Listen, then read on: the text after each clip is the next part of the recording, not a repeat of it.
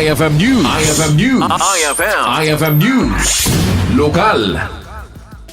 Sa balimanan ng insidente ti disgrasya ti record iti Panganiban Street nga may bilang accident from area dito Sirad Tilawag. Kas makita iti video nagdispatch ti tricycle nga limas ti kalsada nga naka full stop iti traffic signboard. Ada kotse ti likodan na ngim imbes nga agdispasyo nagdediretso nga nagcross. Apag isumet nga limas ti tricycle kadito nga dongpar na itaking kanigid nga fender ti kotse. Gininandat pa iti tricycle nga ilisi ngim natamaan na tatibakrang ti kotse. Dagos met kadimsaag dagiti pasahero.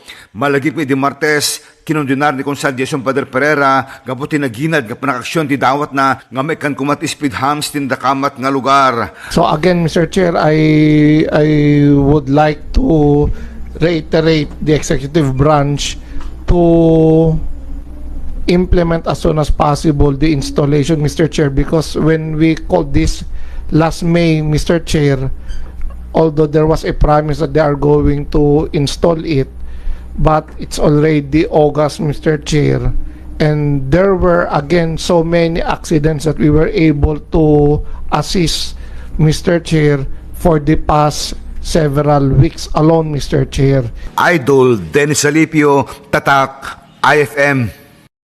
IFM News. IFM News. IFM News. Lokal.